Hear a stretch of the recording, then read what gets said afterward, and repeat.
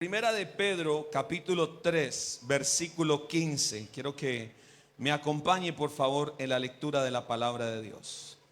Primera de Pedro, capítulo 3, versículo 15. Cuando esté ahí, diga amén. ¿Lo tenemos? Primera de Pedro, capítulo 3, versículo 15. Y leemos la poderosa palabra de Dios en esta mañana. Dice así: sino santificad a Dios en vuestros ¿qué? Léalo ahí en la pantalla. En vuestros corazones, y estad siempre como con mansedumbre y reverencia ante todo el que os demande ¿qué? Razón de la esperanza que hay en ¿qué? En vosotros. Por la gracia del Señor, hace algunos días atrás estuve en una congregación y estando en esa congregación me llamó la atención mucho ver que las hermanas se ponían el velito en la cabeza. Y entonces las que cantaban iban y se ponían el velito en la cabeza, y las que atendían a los hermanos todo el velito en la cabeza. Después de que termina todo, me acerco a una hermana dentro del lugar y le digo: venga, hermana, ¿por qué razón? Yo por curiosidad un poco le decía: ¿por qué razón usan todas el velito en la cabeza? La respuesta que me da aquella hermana es: no sé, pero un día mi pastor nos enseñó que todas las mujeres teníamos que ponernos el velo en la cabeza. Y cuando yo escuché esa respuesta me llamó la atención. ¿Por qué razón? Porque adoptan ciertas prácticas, adoptan ciertas costumbres, pero no hay una base bíblica que respalde dicha actitud. ¿Y sabe qué me llama la atención? Que hay muchos creyentes que puede ser que tengan una fe nominal, es decir, hacemos parte de una denominación, en este caso las Santas Asambleas de Dios. O puede ser que tengamos una fe tradicional. ¿Cómo así? Mi mamá era cristiana, mi abuela era cristiana, mi papá era cristiano y por lo tanto yo también me considero ¿qué? Cristiano. O nos puede pasar, alguna vez le preguntaba a un joven y le decía: ¿usted es cristiano? Y me dijo: desde que estaba en el vientre de mi mamá. Re espiritual el muchacho. Le dije: ¿por qué? Dijo: porque mi mamá cuando estaba embarazada de mí me traía a la iglesia. Y a veces pensamos que eso es ser ¿qué? Cristiano, tener una práctica, tener una conducta o ciertas composturas en derredor ¿a qué? Al cristianismo. Pero llama la atención que el apóstol Pedro en esta carta nos invita a algo. ¿Cuál es la invitación del apóstol Pedro, mis hermanos? Volvamos a leer el texto otra vez. ¿Qué dice? Y estad siempre preparados ¿para qué? A ver, abra su Biblia y léalo ahí. ¿Estad preparados para qué? Para presentar ¿qué? Defensa de la fe. Pregunta: ¿qué es presentar defensa de la fe? Es contestar esta pregunta: ¿usted por qué dice que es cristiano? Es más, y eso es importante que lo tengamos en cuenta. Como lo decía, podemos tener una fe nominal, una fe circunstancial, o podemos tener una fe genuina y ¿qué? Y verdadera. Y cuando hablamos de la palabra defensa dentro del texto, aparece un término que es el término apologética. Y la apologética precisamente es que la defensa de la fe. Y hoy vamos a tener una ayuda allí audiovisual que esperamos que en este culto sí nos funcione con la ayuda del Señor. Mire lo que es apologética. Vamos a trabajar la presentación. Entonces, ¿cómo definimos esta verdad? ¿La tenemos o no, Julián? Listo, mándamela por favor, rápido. Entonces, vamos rápido. La apologética es la argumentación para dar ¿qué? Una explicación, reporte e incluso defensa sobre la posición o sistema de un ¿qué? De un tema. Apologética es la explicación para responder y refutar ¿qué? Acusaciones, al igual que lo hizo en la historia el famoso Sócrates. Apologética es la disciplina que consiste en ¿qué? En ofrecer y presentar defensa y evidencia de la veracidad y la confiabilidad de la fe ¿qué? Cristiana. En otras palabras, apologética es hacer defensa de mi fe, no bajo una emoción, no bajo una tradición, sino bajo una ¿qué? Una convicción. ¿Estoy siendo claro hasta acá? Y el apóstol Pedro invita a la iglesia a decirle, cuando le pregunten por causa de la fe, haga una ¿qué? Una defensa. ¿Usted por qué es cristiano? Porque sí. No, no, no. ¿Eso es un argumento o no es un argumento? Para nada. ¿Usted es cristiano? Sí, por esto. No. Tiene que haber una razón de que de peso en nuestra fe para fortalecer ese caminar con el Señor. No sé si me estoy haciendo entender en esta mañana, mis hermanos. ¿Cree que la fe debe tener una base sólida o no? Totalmente. Frente a eso, mis amados hermanos, ¿qué nos está planteando Pedro? Número uno, que hagamos ¿qué? Una defensa de ¿qué? Una defensa de ¿qué?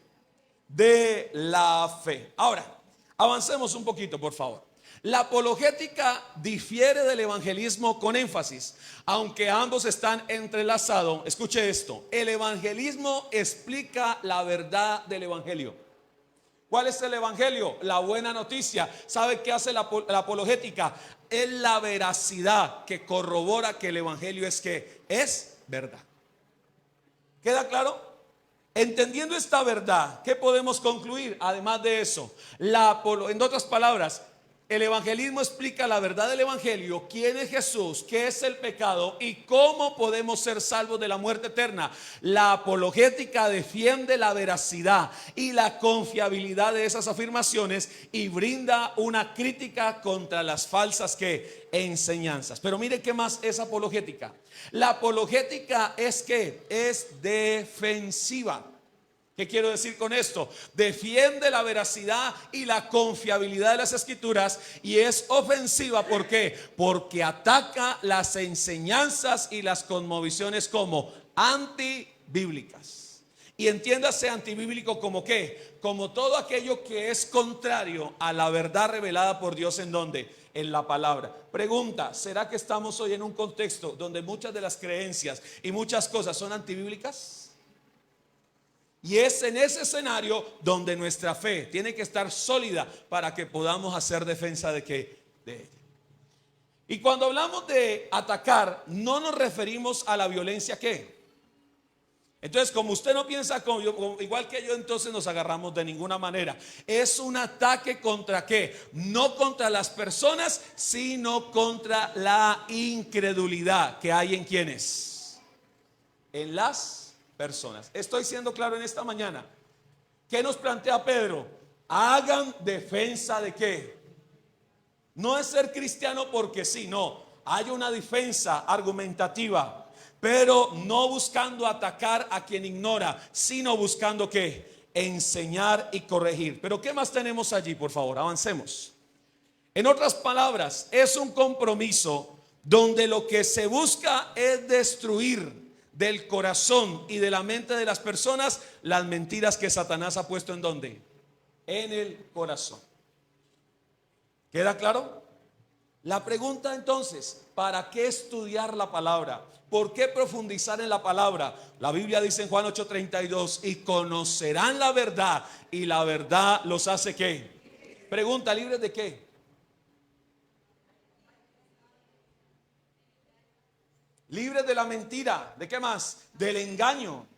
Pero ¿quién es del mismo pecado? Ok, cuando conozco la palabra, ella me liberta. Y la pregunta es: ¿para qué estudiar usted y yo la palabra? Porque necesitamos libertar ¿a quiénes? A otros que están engañados. ¿Por qué? Por la mentira. Porque la Biblia dice que el ángel de este mundo, que se llama Satanás, se disfraza como ángel de ¿qué? De luz. Y a muchos tiene ¿qué? Y viven en oscuridad. Y usted y yo como iglesia somos la sal y la luz para alumbrar y dar entendimiento a quienes, a estos hombres y a estas mujeres. Pregunta: ¿es interesante o no poder comprender esta expresión en esta mañana? ¿Se requiere o no se requiere en este tiempo? Claro que sí. En otras palabras, Satanás se disfraza como verdad para llamar las cosas que como son: error e incredulidad. Un apologista cristiano, escuche esto, es aquel que defiende ¿qué? ¿Qué hace con el evangelio? Lo defiende. ¿Pero qué más hace? Mientras que también ¿qué hace? Critica la incredulidad. Pero ojo con esto, para defender el evangelio, ¿qué se requiere, mi amado hermano? Que usted y yo conozcamos ¿qué? El evangelio. Porque quien no lo defiende, perdón, quien no lo conoce, no lo va a ¿qué? Y quien lo defiende, ¿por qué lo hace? Bueno, y acá déjeme citar una frase que mencioné hace algunos domingos atrás. Juan Calvino dijo: si el perro ve que al su amo lo van a atacar, el perro reacciona para defender a su amo. Y él dice esto: ¿cuánto más usted y yo como cristianos cuando la sana doctrina es que hay tarea o no hay tarea para ser hermano? Claro que sí. Ahora, avancemos por favor. Algunos cristianos cometen el error. Entonces la pregunta es, ya definimos qué es lo que Pedro nos propone allí. Ahora, lo segundo es que, ¿para quiénes es esa tarea de hacer defensa de la fe? Algunos cristianos piensan que eso es para quiénes. ¿Para quiénes? Para los filósofos. ¿Para quiénes más? Para algunos creyentes intelectuales. Pero esa tarea es para quiénes. Dígale que está al lado suyo. Para usted y para mí. ¿Para quién es la tarea? Para todos los que estamos acá. Mírelo así como bravo, dígale: hermano, no se haga loco, que con usted la tarea también. ¿Para quién es la tarea? Para todos los que estamos aquí en esta mañana. Entendiendo esa verdad, ¿qué más podemos entender, mis amados? Uno, los cristianos deben ser capaces de ¿qué? Y esto es lo primero que quiero dejar en el corazón. ¿De qué? A ver, ¿de qué tienen que ser capaces? De explicar qué. ¿Por qué ellos qué? No los escucho, no los escucho.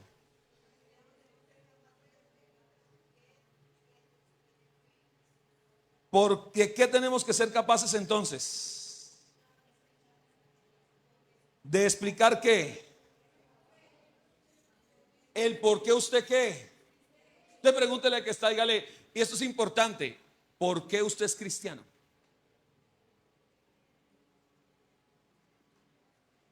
Tómese un minutico para preguntarle. ¿Por qué usted es cristiano? Dígale que está al lado suyo. A ver, pregúntele.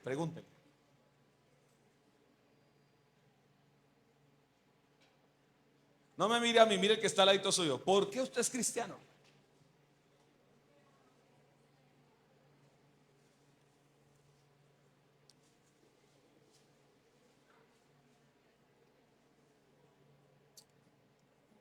¿Qué es lo primero que el texto nos plantea?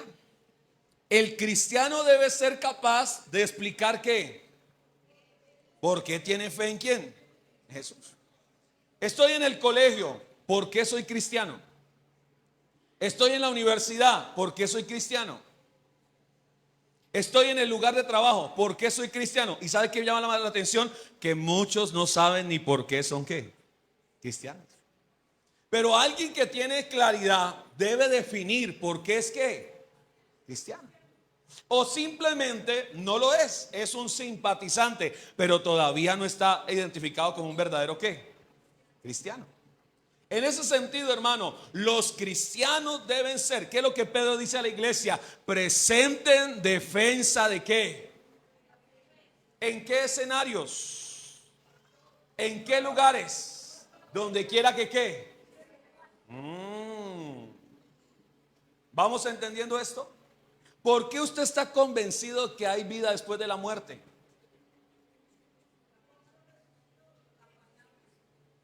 O más bien, ¿qué garantiza que usted va para el cielo? ¿Son preguntas que tenemos que hacernos o no? No quiero que su fe tambalee, no. Pero sí quiero que su fe y mi fe se afirmen. No una fe como, porque sí, o porque voy a la iglesia, o porque soy buena gente. No. Tiene que haber una razón, ¿de acuerdo? Y esto es lo que Pedro está diciéndole a la iglesia. Cuando les pregunten de su fe, den una ¿qué? Una respuesta. ¿Vamos bien o no? Uy, hermano Oscar, ¿a qué nos está empujando usted? A que estudiemos más que. ¿Cuánto necesitamos estudiar más la palabra? Para que nuestra fe sea más que. Más sólida. Lo segundo, ¿por qué necesitamos? Porque los cristianos deben ser capaces de ¿qué? De criticar las cosmovisiones que son ¿qué? antibíblicas. ¿Qué quiere decir antibíblico? Todo lo que está en contra de qué. Pero la pregunta es, ¿por qué no me atrevo a criticar lo que está en contra de la palabra? Uno, porque no la conozco. O dos, porque me da qué. Y aquí está el problema. Porque si usted y yo teniendo la verdad nos callamos, ¿qué de aquellos que no la tienen? Y en este sentido me gusta mucho porque mire lo que dice 2 Corintios 10:4, por favor. Sé que este no es un sermón familiar, es un sermón más de estudio, pero nos está motivando a la importancia de estudiar ¿qué? La palabra de Dios. Dice así: ni luchamos con ¿qué? Con armas de este mundo. Al contrario, usamos el poder de Dios ¿para qué? Para destruir las fuerzas del mal, las acusaciones y el orgullo de quienes quieren impedir que todos conozcan a Dios. Con ese poder hacemos que los pecadores cambien la manera de pensar y obedezcan ¿a quién? La pregunta es, ¿qué es lo que produce la renovación de la mente? ¿Qué produce la renovación de la mente? Pero ¿qué produce el cambio de reacciones? La palabra. Y escuche esto: una persona no cambia hasta que no tenga un encuentro personal con quién. Pregunta: ¿dónde viene la fe? ¿Del oír qué? La palabra. Y escuche esto: cuando el Espíritu Santo quiere llevarnos a entender más la palabra, ¿qué utiliza para llevarnos a la comprensión? ¿Qué utiliza? Y esto me encanta, hermanos, porque a veces oramos y decimos: Señor, por favor, revélate, revélate, revélate, revélate, muéstrate a Pascuala. Y listo. Y el Espíritu Santo viene y abre la cabeza de Pascuala. Y la materia prima de Pascuala a veces no es la palabra. Aparece la Rosa de Guadalupe, porque de que los hay, ¿no? Aparece esa, aparece el desafío, aparece, y el Espíritu Santo empieza a abrir esa cabeza y dice: en esta cabeza no hay qué. No hay qué. No hay ni un versículo, no hay palabra. Y el Espíritu Santo, ¿qué tiene que hacer para poder hacer algo? Pues no puede hacer nada. ¿Y por qué no? Porque esa mente necesita llenarse de qué. Y entonces el conocimiento, escúcheme acá, cuando tengo la palabra en la mente, la palabra, el Espíritu Santo me lleva a entender ¿qué? La palabra. Y cuando una persona comprende la palabra, ¿sabe dónde se evidencia? En que empieza a obedecer ¿qué? Esa es la clave de la parábola del sembrador. ¿Cuál es? Que el que oye y la hace, ¿por qué la hace? Porque la ¿qué? La entendió. O sea, hermano Oscar, que una persona que no obedece, ¿por qué no obedece la palabra? Porque todavía no la ha ¿qué? Entendido.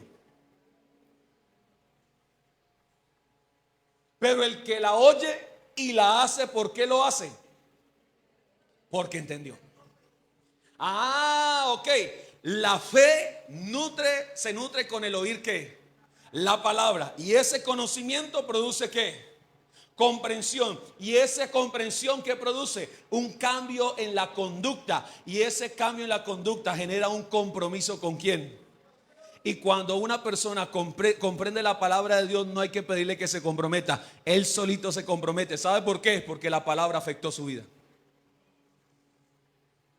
O sea que la falta de compromiso, la falta de cambio en nuestra vida es la ausencia de comprensión de ¿qué? Uy, pero esa persona sabe Biblia y se sabe un poco de versículos. De nada le sirve que sepa si no está obedeciendo. Porque si sabe y no obedece, todavía no ha ¿qué? No ha entendido. Porque a veces uno se asombra, hermano, de mí: uy, ese cómo sabe la Biblia, uy, impresionante, pero tiene una conducta pésima, un carácter pésimo. La palabra todavía no ha tocado ¿qué? Pero ¿cuántos hemos experimentado transformación a través de la palabra? Y yo he entendido algo: es mejor que poquito a poquito día a día y constantemente nuestra vida vaya siendo transformada. ¿Por qué? Por la palabra poderosa de ¿quién? Y cuando mi mente es afectada por la palabra de Dios, mi cosmovisión, ¿qué es cosmovisión, hermano Oscar? Es la manera como ¿qué?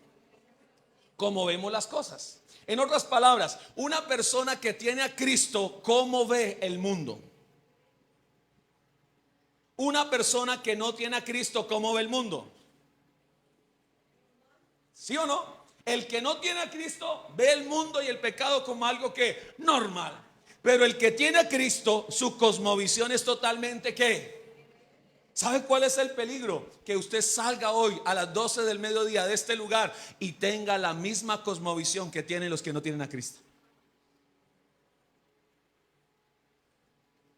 ¿Cuál es nuestra cosmovisión? Tenemos que mirar conforme a ¿qué? A lo que dice que, ok, vuelvo a la presentación. Entonces, una conducta tiene la capacidad de que esta persona, mis amados, ¿qué dijimos? Tiene la capacidad de criticar esas cosmovisiones que no son ¿qué?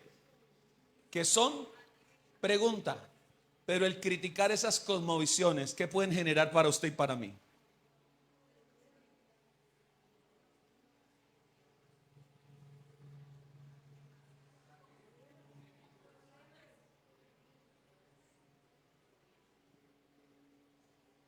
Esta semana me pasó algo con una persona, cristiana ella, en otra ciudad. Entonces estábamos almorzando en el lugar y le dice su merced, me regala la factura, cristiana ella. Y me dice, ¿por el valor o por cuánto más?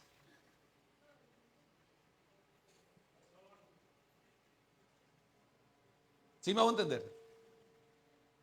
Y uno dice, ¿es una cosmovisión bíblica o antibíblica? Ay, hermano, pero ¿qué era ponerle 10,000 pesitos más? No, la pregunta de ella es, ¿se lo hago por el valor o le pongo algo más? ¿Una cosmovisión bíblica o antibíblica? Pregunta, ¿la cosmovisión antibíblica es toda la que va en contra de qué? Hagamos esta construcción, pero vamos a decir que le echamos 100% de cemento, pero la verdad le vamos a echar solo 70. ¿Está de acuerdo? Y en ese escenario es donde se pone a prueba ¿qué? Nuestra fe. ¿Vamos bien hasta ahí? En estos días que están regalando tamales, están regalando tejas, están regalando, yo no sé por qué en estos días les da por regalar eso, ¿sí o no? Y llegan esos bonos solidarios, ay, uno, la bendición, ¿cuál es?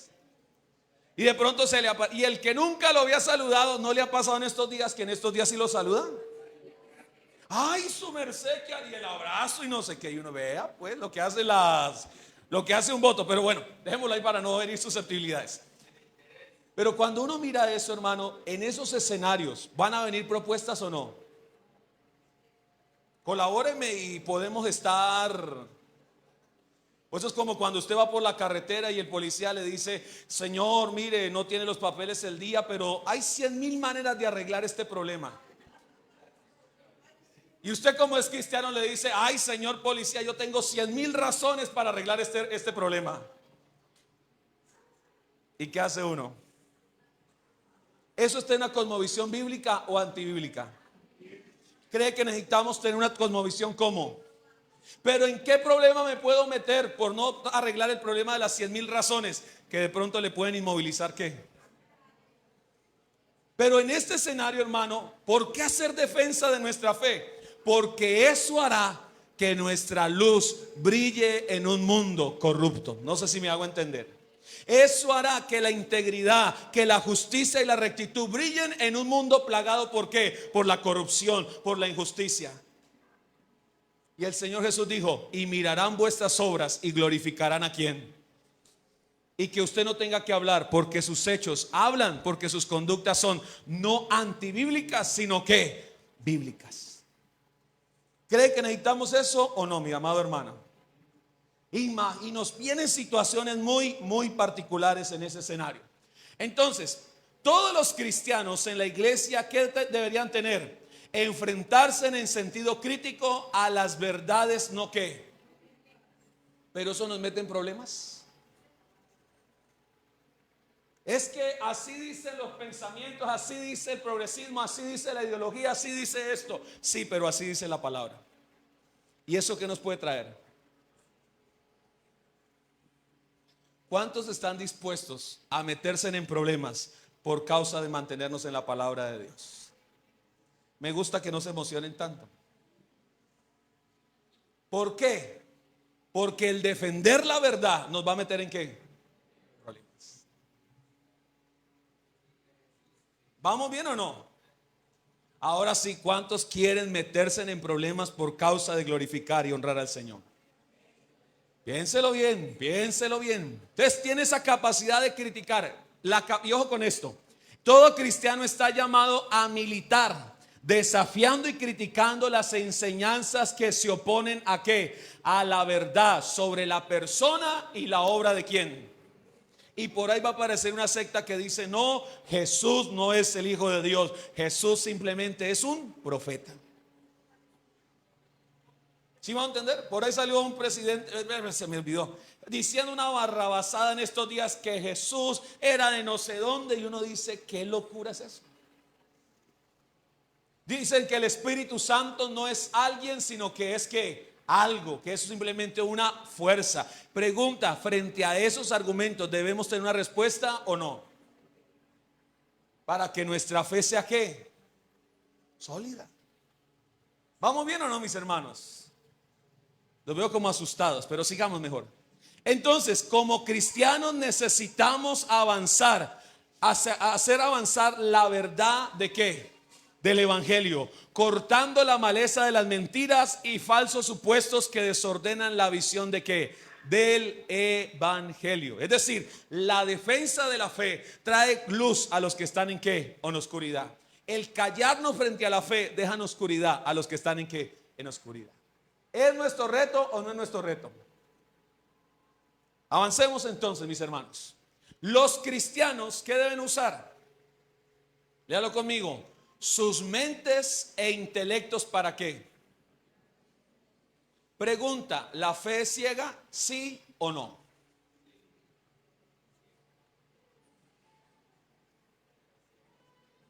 ¿La fe es ciega o no?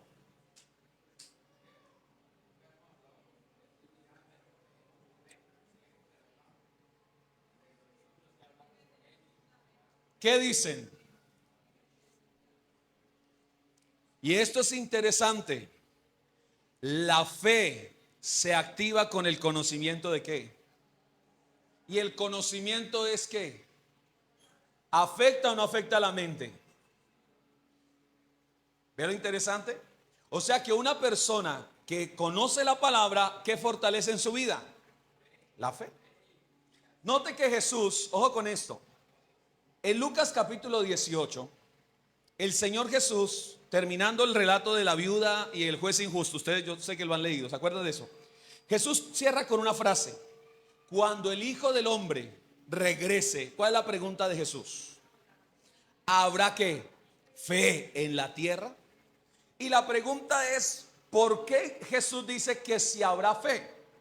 Palabras más, palabras menos, ¿habrá personas que todavía crean en Él? Y la pregunta es: si la fe se debilita, ¿por qué se debilita la fe? Porque se ha perdido ¿qué? Vuelvo y lo repito. Si la fe se debilita, es porque hay ausencia de ¿qué? De la palabra. Pero la fe se nutre de ¿qué?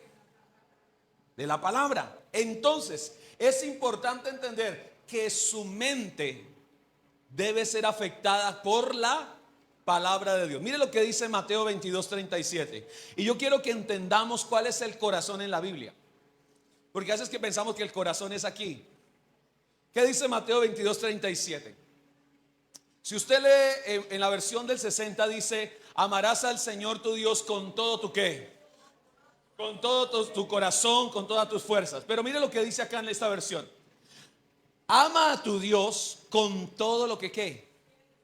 Pregunta: ¿a Dios se ama con o sin entendimiento?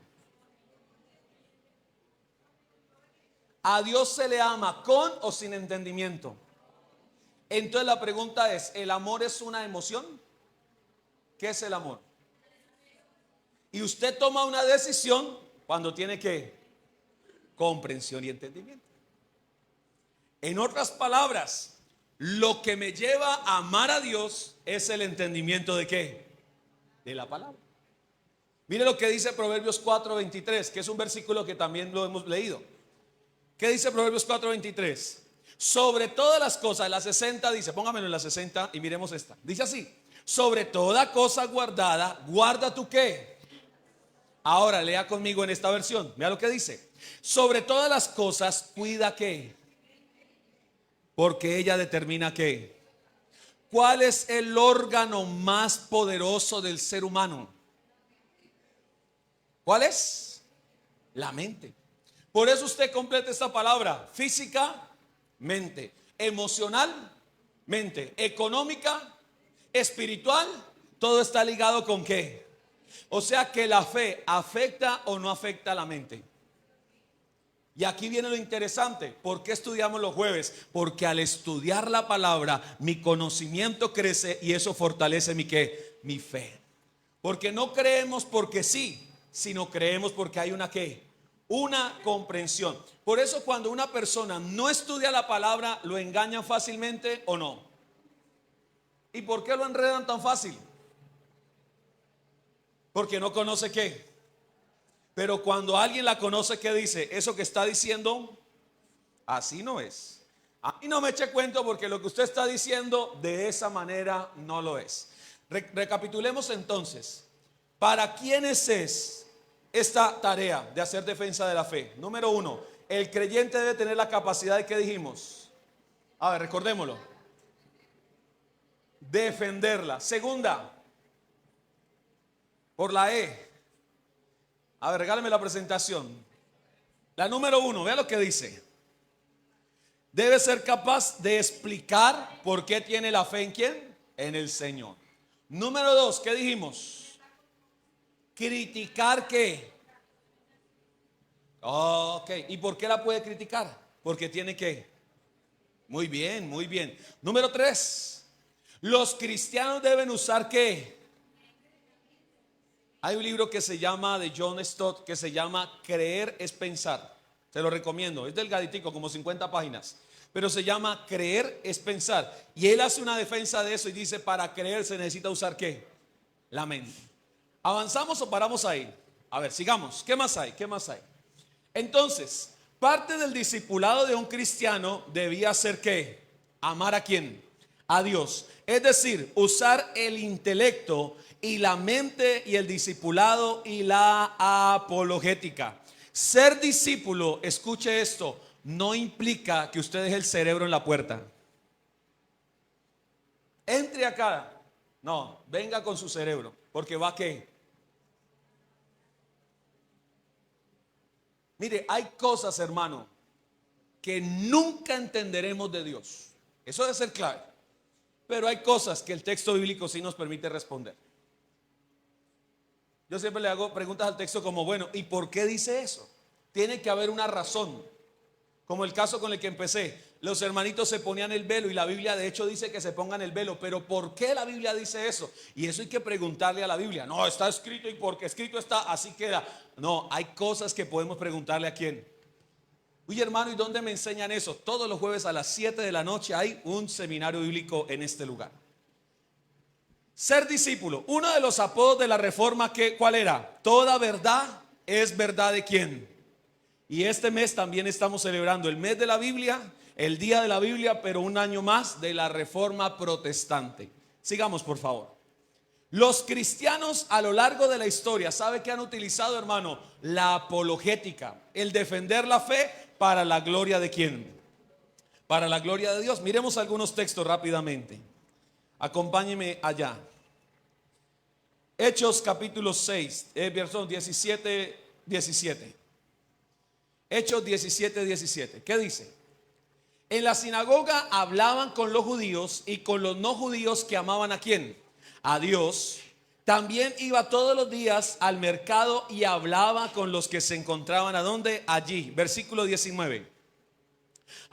Dice, En Atenas la junta que gobernaba la ciudad se reunía en un lugar llamado Areópago. A la gente y a los extranjeros que vivían allí les gustaba mucho escuchar hablar cosas nuevas, así que llevaron a Pablo ante los ojos de los gobernantes en la ciudad y le dijeron: lo que tú enseñas es nuevo y extraño para nosotros. ¿Podrías explicarnos un poco mejor de qué se trata esto? Y Pablo argumentaba el porqué de su qué. El porqué de su fe. Y cuando usted ve el capítulo 15 de Corintios, ¿sabe qué es Corintios 15? Es una tesis apologética acerca del tema de la resurrección de los muertos.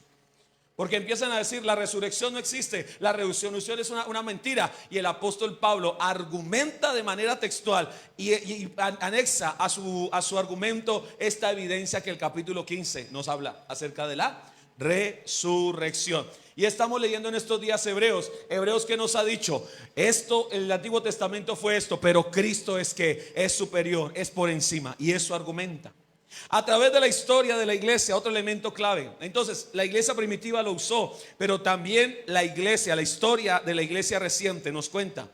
Encontramos a hombres como Justino Mártir, Ireneo, Tertuliano, que fueron hombres que hicieron apología. Encontramos a hombres como Juan Calvino, Tomás de Aquino, que hicieron ¿qué? Apología. Para nuestros tiempos tenemos escritores como el doctor John Stroud, que él escribe un libro que se llama El caso de Cristo, haciendo defensa de la fe. Tenemos a John McDowell, que escribe un libro que se llama Evidencias que exigen un veredicto, y dice convicciones más que creencias, textos que aportan al nutrir que la fe de la iglesia. En este sentido, mis hermanos, estos apologistas que encontramos en la historia basan su defensa del cristianismo en evidencias arqueológicas, históricas, argumentos filosóficos. ¿Sabe qué me llamó la atención? Leyendo un poquito acerca de apología, se dice que de las copias de los escritores filosóficos, tales como los del primer siglo, se encuentran alrededor de entre 7 a 8 manuscritos. Pero al hablar del Nuevo Testamento, dice que existen más de 900 copias de los manuscritos. No cuestionan un texto que tiene 9 copias, pero sí cuestionan un texto que tiene más de 900 copias. ¿La palabra tiene o no tiene evidencias? Claro que sí. ¿Qué nos corresponde hacer como creyentes a usted y a mí? Conocerlas y fortalecer ¿qué? Fortalecer nuestra fe. Pero déjeme ir cerrando con esta pregunta. Porque hay creyentes que dicen: yo la verdad, ese tema de hacer defensa de la fe, creo que no es lo mío. Primera razón. Avancemos, por favor. Algunos cristianos creen que hacer defensa racional de la fe niega ¿qué? Niega la fe. Hoy se necesitan hombres que hagan defensa racional de ¿qué? De su fe. ¿Por qué soy cristiano? ¿Cuál es la razón? ¿Cuál es el motivo? Y esto es importante. La apologética cristiana trata de explicar la veracidad de la verdad de Dios revelada ¿por quién? Por Cristo. Pero es Jesús que salva, no la razón. El simple conocimiento y la lógica sin la obra del Espíritu Santo son insuficientes para salvar ¿a quién? A una persona. Satanás tiene un conocimiento simple de Dios, pero no es suficiente ni siquiera para su propia salvación. La fe salvadora en la persona y obra de Jesús implica no solamente aceptar lo que dice la Biblia, sino creer que Dios existe. Entonces, ¿por qué muchos se abstienen? Porque creen que hacer esto niega ¿qué? Niega la fe. Otro factor porque las personas se abstienen de hacer defensa de la fe, ¿sabe cuál es? Por el miedo. El miedo al ser criticados. El miedo a ser cuestionados. El miedo a ser ¿qué? Señalados. Hay muchos que pasan el año y terminan el año y dicen: gloria a Dios, para la gloria del Señor no descubrieron que soy cristiano. Y son agentes 007. ¿Y por qué no revelaste tu fe? Porque no me quería meter en qué. Pero a veces, vuelvo y lo digo, hermano, mantenernos en la fe nos va a meter en qué. Y yo no sé cuántos están dispuestos a meterse en problemas. La iglesia, ¿para qué se tiene que preparar en estos últimos tiempos?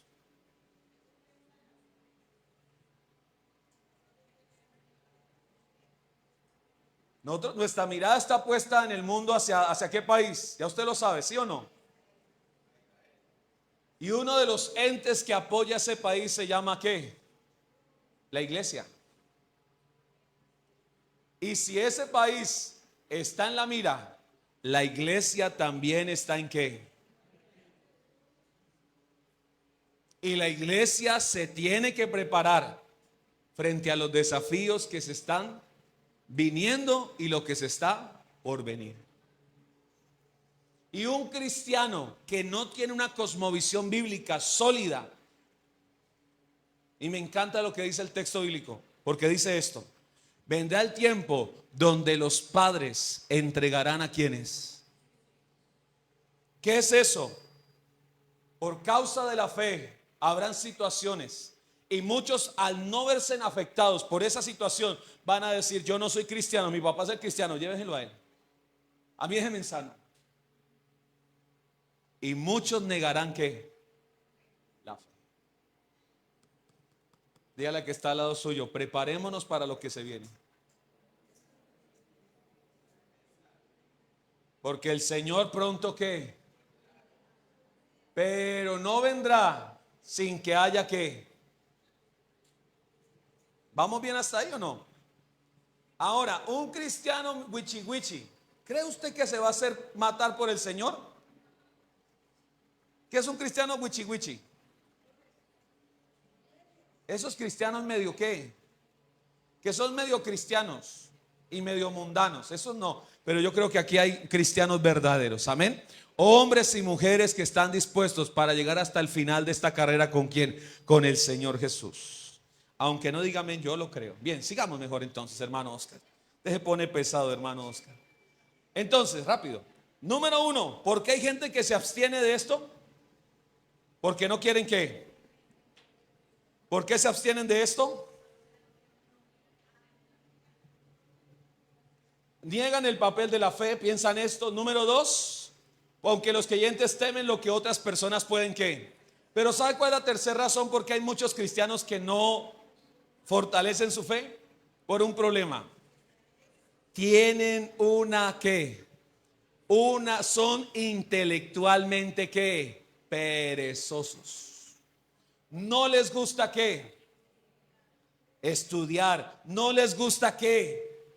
Leer. Y aquí viene el problema: lo que transforma una vida es la afectación de la mente, y esa mente se afecta por lo que yo leo o qué más lo escucho. Entonces, no, en mi casa no leo la palabra, eso pasa en otra iglesia. Entre la semana la Biblia la tengo por allá en el Salmo 23 abierta, y cuando la hoja se está poniendo amarilla la paso para el 91, y cuando se pone feita la abro para el Salmo 1, y ahí. Pero de nada sirve que usted tenga la Biblia abierta en su casa si no la tiene abierta a sus ojos. Y me llama la atención, entre semana, esta mañana le decía a los muchachos de la alabanza, una de las cosas con las que luchamos al ministrar la alabanza, ¿sabe qué es? Cuando recibimos un pueblo que toda la semana estuvo desconectado de Dios. ¿Cómo así desconectado? Salieron el domingo y toda la semana hicieron de todo, que no tuvieron tiempo ni para orar ni para leer. ¿Están conectados o desconectados? Y dígame algo, vamos hermanos a adorar con un pueblo que está desconectado. Qué desafío.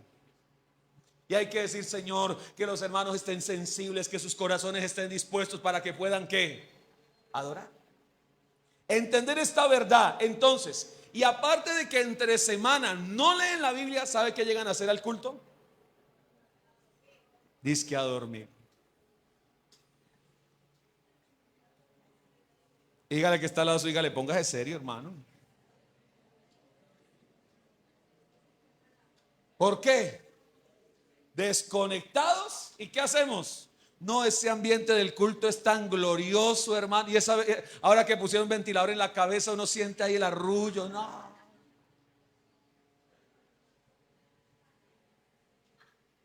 Y tenemos un tercer problema, mi hermano. Intelectualmente ¿qué?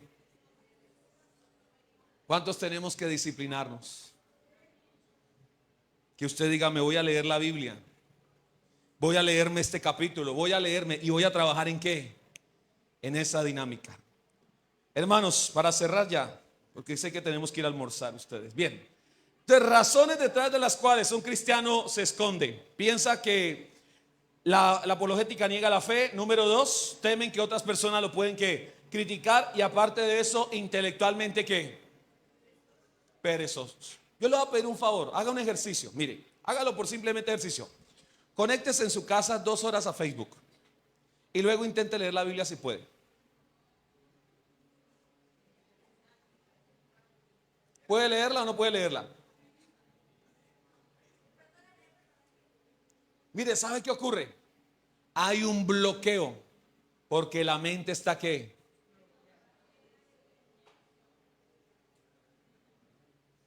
Si usted sabe que hay cosas que le están haciendo daño, ¿qué tenemos que hacer? Dígame la verdad. Porque están afectando su crecimiento, ¿qué? No se trata de provisión, no mire, no toque, no. Se trata de que usted debe ¿qué? Cuidarse, hermano. Y en estos tiempos de tantas voces, que tenemos que estar atentos a escuchar la voz de ¿quién? De Dios. Avancemos, por favor. O ya acabamos. Aquí, perdón, la pubertad. La apologética cristiana responde a las preguntas de personas inconversas y quita del camino las distracciones de ¿qué? De la fe. La apologética cristiana, junto con el evangelismo, ¿qué hace? Dirige a las personas no cristianas hacia ¿quién? Porque ya lo dijimos, el evangelio muestra la verdad, pero la apologética muestra la veracidad de esa verdad. ¿Es un trabajo que se hace así o separado? Es un trabajo que se hace como unido.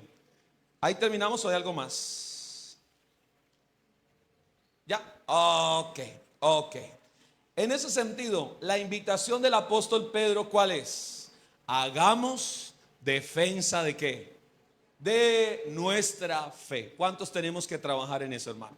¿Por qué la palabra de Dios es tan importante? Regálenme lo que sigue para ir cerrando acá. ¿Por qué es tan importante la palabra? Sí, Señor. La tenemos, regálenme la esta. Bien, quiero que vaya un momentico allá a 2 de Timoteo 3:16. ¿Lo tenemos? 2 de Timoteo capítulo 3, versículo ¿qué? 16. Entonces, ¿la Biblia qué es, hermanos? La espada de ¿qué? Del Espíritu. Y 2 Timoteo nos dice esto, porque toda la escritura es inspirada por ¿quién? Y es útil ¿para qué? Para enseñar, ¿para qué más? Para corregir, ¿para qué más? Para instruir en justicia, a fin de que el hombre de Dios sea enteramente ¿qué? Preparado para toda buena ¿qué? Buena obra. Avancemos en esta para ir cerrando con los hermanos. Rápido. Entonces, ¿por qué es tan importante la palabra? Número uno, porque es la base central de la fe en todo ¿qué? En todo creyente. La palabra de Dios es la base central de la fe ¿de quién? De todo creyente. No puede haber fe si no hay ¿qué? Si no hay palabra. Entender esta verdad entonces, mis hermanos. La Biblia es la revelación escrita por Dios de sí mismo y su deseo de una relación ¿con quién? Con las personas. Es más que una revelación del carácter de Dios. También es una revelación de su intricado plan para el mundo. Su mayor revelación de sí mismo fue cuando vino a vivir entre nosotros en un cuerpo humano y fue conocido como ¿qué? Como Jesucristo. Otro elemento importante, 3 aspectos importantes a considerar. Número uno, ¿qué vimos allí? Satanás ha llevado una campaña con el fin de ¿qué?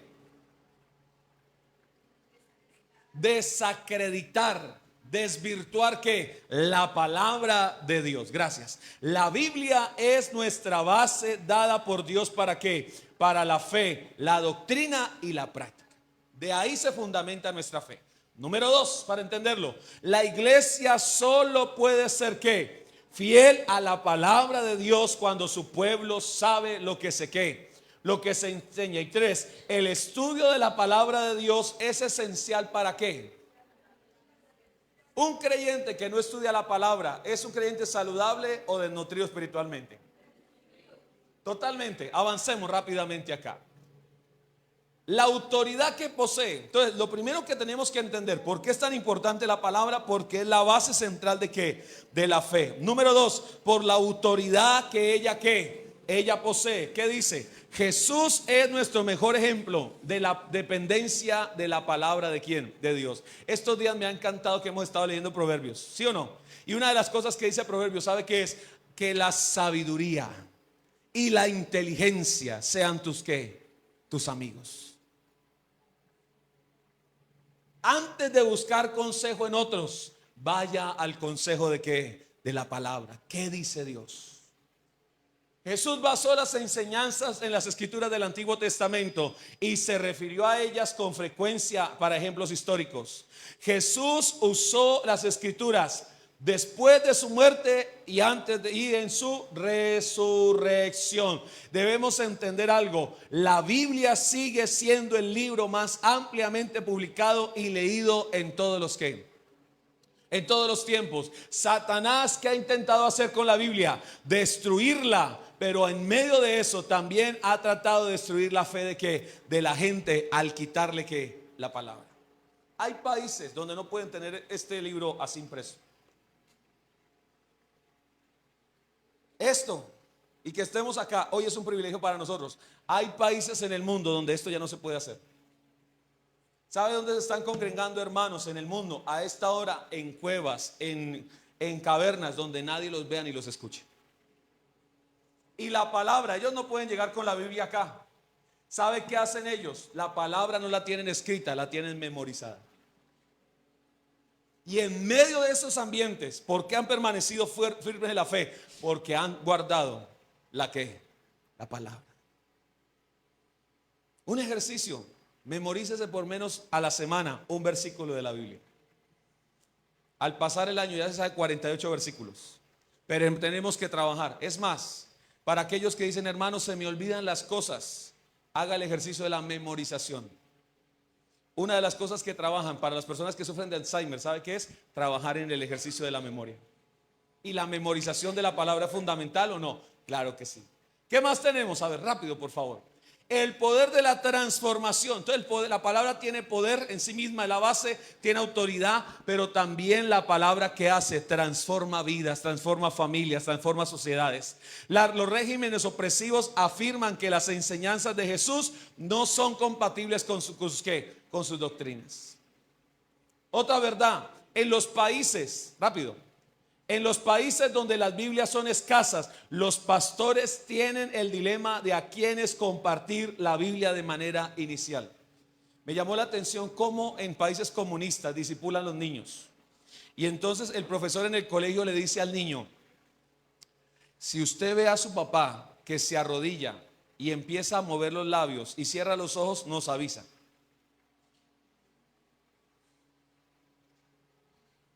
¿Qué le están enseñando a ese niño?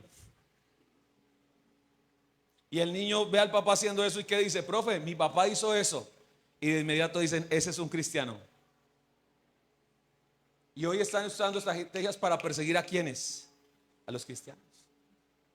El país donde las Biblias son escasas, los pastores tienen el dilema de a quiénes compartir ¿qué? La Biblia de manera inicial. Otro país, alguien le dice, ¿usted es cristiano? Y él dice, sí, yo soy cristiano. Y le dicen, ¿cuántas veces has estado en la cárcel? Nunca he estado en la cárcel. Entonces todavía no eres cristiano. No he estado 5 o 6 veces en la cárcel. Ok, ya eres cristiano. ¿Cómo la ven? ¿Y eso dónde está pasando, hermano? No está pasando muy lejos. Y son hombres que tienen fe no nominal, sino ¿por qué? Por convicción. ¿Qué más tenemos? Rápido para cerrar. ¿Qué podemos hacer? Es que ser cristiano es ¿qué? Estar dispuestos a ¿qué? Uy, hermano, ese sermón me está asustando hoy. No, la iglesia tiene que tener una fe como genuina, verdadera. Y con Cristo me voy hasta dónde? No hasta el problema, hasta que la muerte nos quede. Y yo creo que para el cristiano la muerte no lo separa, la muerte lo acerca a Dios. ¿Sí o no? Avancemos. Entonces, la transformación que hace en la persona, haga esto, hermano. Imagínese, trabaje en la pronunciación de la Biblia, trabaje en la lectura de la Biblia, ore la Biblia, hágale preguntas a la Biblia y memorice ¿qué? La Biblia. Pregúntele a que está, dígale cuántos versículos de la Biblia se sabe. Jesús lloró, no, aparte de ese. ¿Y la Biblia dónde debe estar? ¿Dónde debe estar la Biblia? Dígale que está, dígale, los retos entre 8 días nos vamos a aprender 2 versículos de memoria. Los que son más veteranos recuerdan cómo eran los cultos, hermano Pachito, hermana Noemí, que decían, Dios bendiga a la hermana fulana de tal, y soltaba un versículo, ¿se acuerda? Y luego se levantaba la hermana fulana de tal y decía, Dios bendiga al hermano fulano de tal, y soltaba un qué. Y hoy, Dios bendiga, espere tantico que nos va a cargar el internet, espere tantico. Espere que YouTube se bloqueó. Avancemos allí. Hermano, debemos perseverar ¿en qué? En la palabra de Dios. Amén. ¿Cuántos esta palabra nos ha bendecido en esta mañana? Sé que ha sido fuerte, yo lo sé que no ha sido como tan sensible quizás.